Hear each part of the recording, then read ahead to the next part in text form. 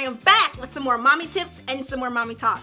Today, we're gonna be talking about 10 tips for disciplining your children, okay? These tips I feel are very, very valuable because growing up, sometimes we revert automatically to whooping and timeouts and those things, and sometimes you need some tips that can help you maximize your results when disciplining your kids, okay? So I wanna give you all some tips. I really hope you enjoy it, but before we get started, do not forget to subscribe. Click that subscribe button that's gonna be to the right of your screen, and do not forget to hit the notification bell so you get all your updates about every time I post. Okay? Thank you all so much for watching. Let's start disciplining those kids. First and foremost, let's remember who's in charge. Sometimes as parents, we can kind of revert in some of those ways where we forget who's in charge and we start letting these little people walking around tell us what to do. I think not. I'm the adult. You're the kid. So you're gonna sit down and you're gonna do what I say because I said so. Amen, somebody. At times, you know, we can be nice parents. At times, let them get away with little things here and there or whatever, but they always need to remember who's in charge. That's me. 2, let's set some realistic expectations. We as parents sometimes have the tendency to put more on our children than their age requires. For example, I'm not going to spank you and then discipline you because you're crying. Come on, mommies. I mean, come on. You know, I'm 26. If somebody hit me hard enough, I'm gonna cry. But what you're not gonna do is you're not gonna keep crying and keep whining just to get attention. No. Now you will get disciplined for that. You're gonna hush it up. But we're not gonna discipline you for crying right after you just got a whooping. Okay? No. I'm gonna give you some time to get it out. But eventually, enough. Let's set real expectations, moms. We're not going to be disciplining and doing all that for every little bitty thing. They're kids. The kids are going to be kids. So let's allow them to be kids, but we want them in line as well. So let's just first start with our expectations. Let's make sure that our expectations are realistic. 3, you have to be confident in your method. And when I say that, I mean whatever method of discipline that you choose, you have to be confident in it because I'm telling you, I'm here to tell you, it will be tested. Whether it's from your kids and they're just gonna be crying like, I don't understand why she just won't chill out. Or whether it's from a grandmother or a grandfather that's just like love that little child and they're just like, y'all, okay, go easy on, wait a second. No. Or whether it's that friend that so-called don't play with kids and she thinks that you go too easy on your kids.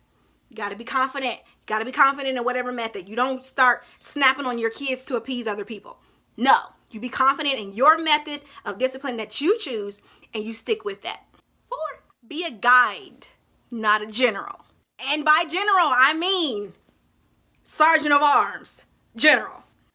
2, 3, 4, 2, 3, 4. Now, you're a mommy, so regardless, you are still to guide them in the way that is right. We're not gonna have them standing in lines and straighten up. No, you know, we're still gonna be gentle. We're still gonna be mommy with them, but just be that guiding force. Be that guiding force. Give me 5. You've got to teach by example. Your kids are gonna learn the majority of their tactics from you. You and your husband, or you and your baby daddy, or family, or whoever's around them. That's where they're gonna learn it from. So you can't get upset with them. They're doing stuff that you do. I had to learn that one the hard way, y'all. I'm gonna go and lay it out for you. I had to learn that one the hard way. I was trying to teach Carson how to say excuse me. Carson, no, you don't say move. You say excuse me. Carson, no, you don't say move. You say excuse me. You say excuse me. And then I come in the room and I say move, Chris. Move. Total double standard. Like, come on. If we're gonna be teaching them to do something, we need to be doing it. We need to be leading by example because they're gonna learn it from us. The more they hear us do it, the more it's gonna register for them. So mommies, teach by example. 1, 2, 3, 4, 5, 6. Be consistent. Consistency with kids is always key. Like, it's always key. Consistency. What I mean by that, I'm a yes ma'am type of mama. I don't want you saying yeah and no to me. And even when you only 2, I need you to be saying yes ma'am. But again, he's 2. So I have to teach him how to do that. So instead of popping his hand every time he say no, we're not gonna do that. No. But when he says no, I'm gonna say no what? No ma'am. When he says yes, I'm gonna say yes what? Yes, ma'am. That's how you teach him. And eventually, he's going to start saying it without me having to say it for and lead him into it. But what I don't get is weary and well doing. I'm going to say it every time he says no and every time he says yes until he gets it. Be consistent. 7.